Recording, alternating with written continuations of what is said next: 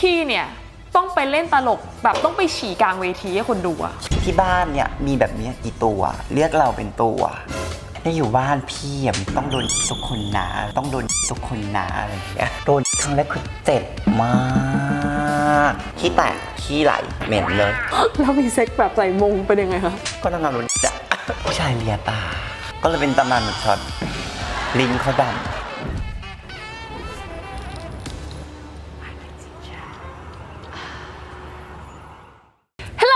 and welcome to I Can Teach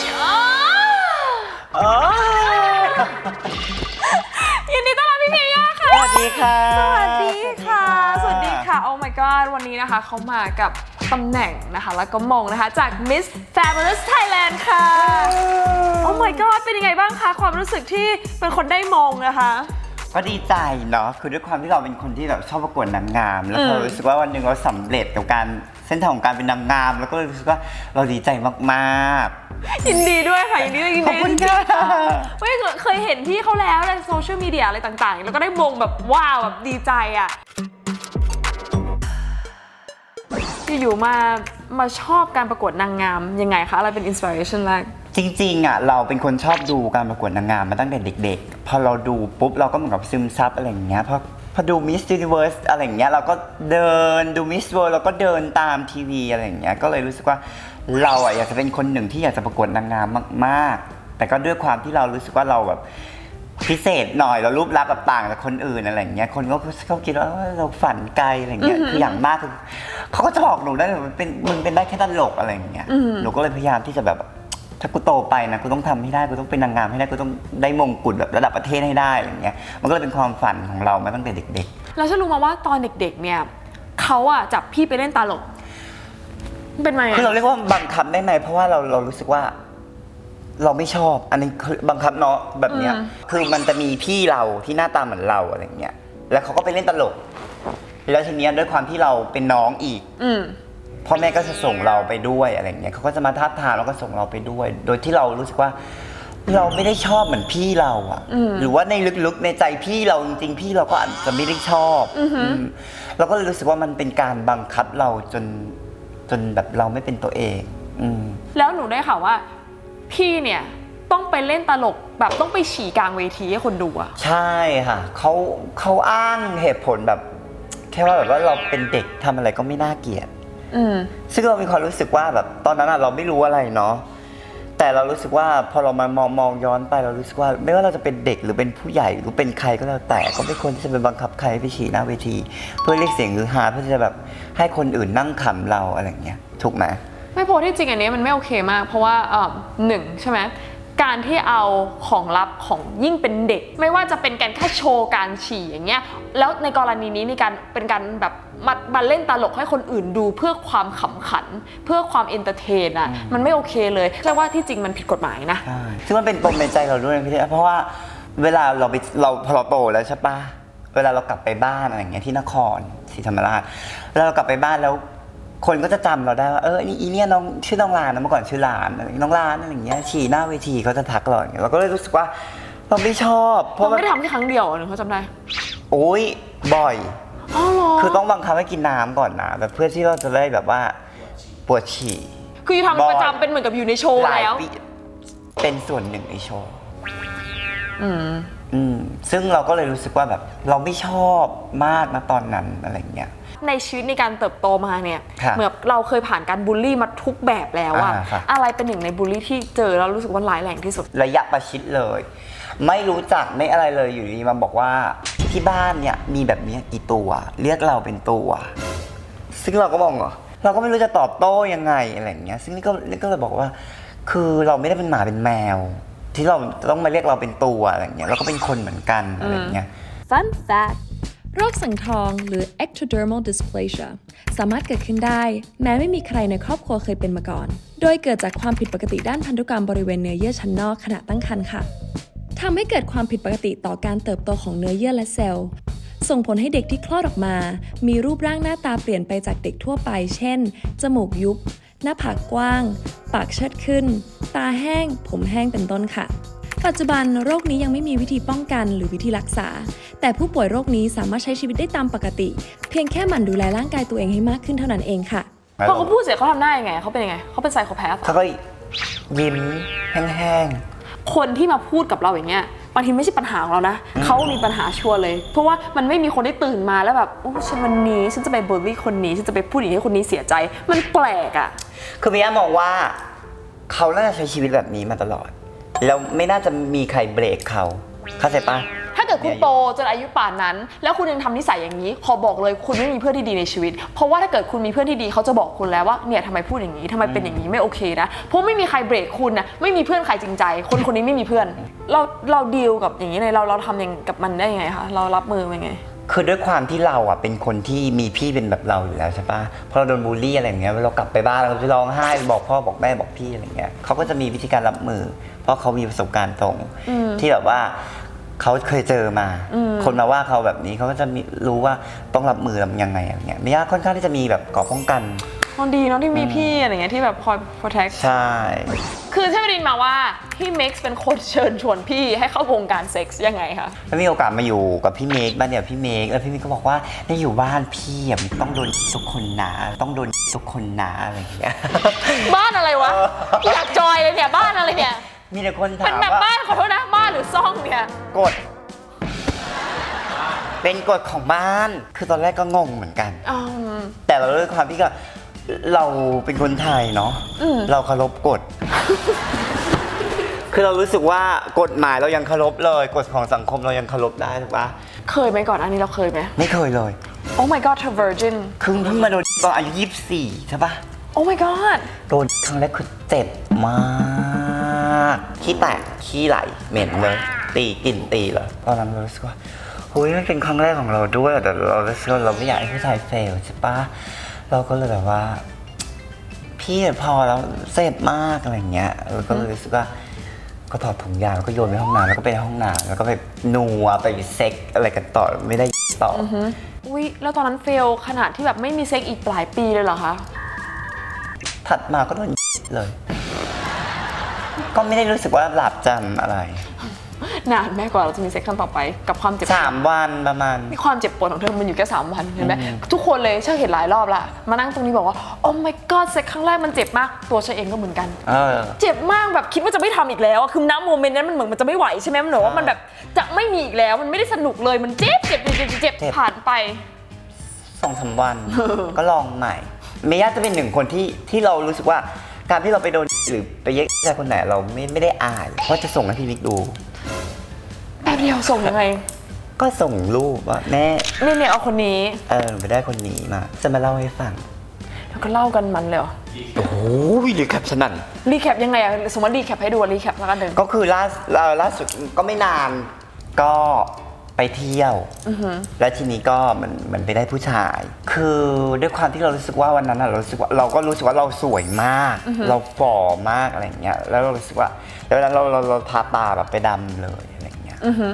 ผู้ชายเลียตา ไม่ได้รักเขาเรียกตายยังไงอะเขาเรียกอย่างนี้เลย ใช่เขาแบบนั้นเลยลิ้นเขาดำก็เลยเป็นตำนานหมึกช็อตลิ้นเขาดำก็คือเหมือนกับว่าหนูอะ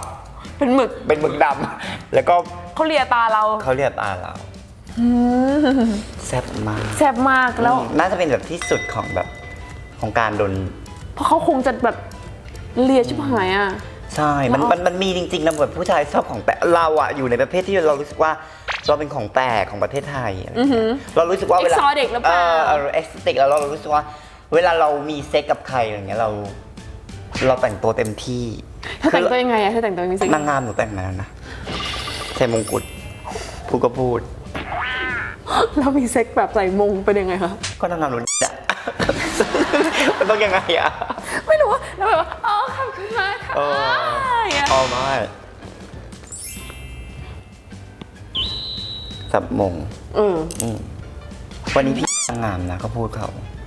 อะไรอย่างเงี้ย แล้วเธอไปทำการแสดงเหรอหรือเธอไปมีเซ็กคือเธอซื้อเข้ามาหรือเขาซื้อเธอไปทำการแสดง มันก็จะมีแบบมันก็จะมีแบบซื้อบ้างมันก็จะมีแบบนัดได้บ้างมันจะมีผู้ชายชอบของแปลกมันมี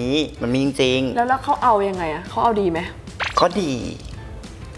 สามน้ำอยู่ วันนั้นปีใหม่เลย โดนตอนเขาดาวน์หลังจากโคบพี่มิกเนี่ยติดเซ็กซ์จริงไหมหรือ ก็ติดก็รู้สึกว่าชอบ เมื่อก่อนเราไม่เข้าใจว่าทำไมแบบเราต้องโดนแบบโดนแล้วทำไมแบบต้องเอาเราเข้าตูดอะไรอย่างเงี้ยเราคือเราไม่เข้าใจเลยว่ามันเจ็บพอเราได้ลองแล้วเรารู้สึกว่าช่วงแรกๆมันเจ็บ แต่พอหลังๆเรารู้สึกว่าคันยึดแล้วมีความสุขมันเป็นแบบนี้นี่เอง มันฟินก็มาเพราะมันมี G spot นะแล้วก็เลยรู้สึกว่ามันก็ไม่เห็นแปลกเพลงก็ทำกัน แล้วพี่ว่าพี่เก่ง hand job กับ blow job พี่เก่งอะไรมากกว่านี่มองว่ายังไม่ได้เก่งทั้งคู่อะแต่พอไปวัดไปว่าได้เราไม่ได้ปรึกษาพี่มิกซ์ปรึกษาพวกพี่แก๊งเนี่ยแล้วจริงๆก็มีพี่ๆบอกว่าต้องทำให้มันดีเราก็พยายามฝึกเรื่อยๆอะไรอย่างเงี้ยนางบอกว่าถ้าแบบไม่ชินมือแม่แล้วก็ไปซื้อแบบปลอมอะไรอย่างเงี้ยมานั่งฝึกมานั่งฝึกอะไรอย่างเงี้ยมีหลายอย่างสอนเขาสอนจริงๆนะแล้วเขาสอนจริงๆเขาสอนยังไงเขาจับอย่างนี้นะเขาก็จะบอกว่าผู้ชายมันชอบแบบให้ลงลิ้นนะให้บางคนเขาชอบให้เอาแบบตีปากอะไรอย่างเงี้ยบางทีถ้าผู้ชายอยากฉี่ใส่ก็บอกให้น้องสาวให้ฉี่ใส่ให้ได้ให้เลยอะไรอย่างเงี้ยเขาก็สอนกันโหดอยู่นะที่นี่เขามีอินเสิร์ตให้ดูพี่กะทิเป็นอีกหนึ่งคนที่โอ้โหพี่กะทิพอพูดเรื่องเซ็กแล้วอย่างเงี้ยดูทำหน้าพอเขาที่พูดเสร็จก็จะหันมาแบบ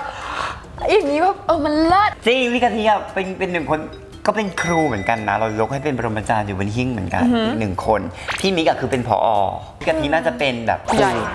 ครูแบบตัวแม่เลยในโรงเรียนเพราะเขาจะมาเป็นคลิปเลยเหมือนเนี่ยยังกล้าส่งพี่ไม่กล้าส่งแค่เป็นร่วมแม่แบบกับคนนี้มาอะไรเงี้ยแต่พี่กะทิก็จะเป็นคลิปมาเลยว่าทำแบบนี้ฉันโดนแบบนี้อะไร Fun fact ปัสสาวะกามหรือ urolagnia หมายถึงคนที่มีความสุขกับการได้เห็นได้สัมผัสการถูกฉี่หรือการฉี่ใส่คู่นอนขณะมีเซ็กส์บางคนสามารถดื่มฉี่ขณะมีเซ็กส์ได้เลยแต่ขอเตือนนะคะว่าการดื่มฉี่เนี่ยมีผลเสียต่อร่างกายเช่นถ้าดื่มขณะท้องว่างเยื่อบุผนังลำคอหลอดอาหารกระเพาะอาหารจะเสียหายเพราะฉี่มีความเป็นกรดหรือทำให้สารอนุพันธ์ของยาที่ร่างกายขับออกมากลับไปสู่ร่างกายอีกครั้งและเสี่ยงติดเชื้อจากเชื้อโรคที่ปะปนมากับฉี่ซึ่งประเทศนิวซีแลนด์การเผยแพร่หรือการสนับสนุนให้คนกินฉี่ไม่ว่าขณะมีเซ็กส์หรือเป็นกิจกรรมที่เป็นความสมัครใจมีความผิดทางอาญาโทษจำคุกไม่เกิน10 ปีค่ะแล้วเรามีอะไรที่เราอยากทำในชีวิตนี้ไหมคะที่ยังไม่ได้เคยลองทำในเรื่องของเซ็กส์พี่ชาใช่ปะกูอยากขายถือว่าเป็นอาชีพที่หนึ่งคือต้องแต่งตัวสวยเพราะเราเป็นคนที่รักในการที่แต่งตัวสวย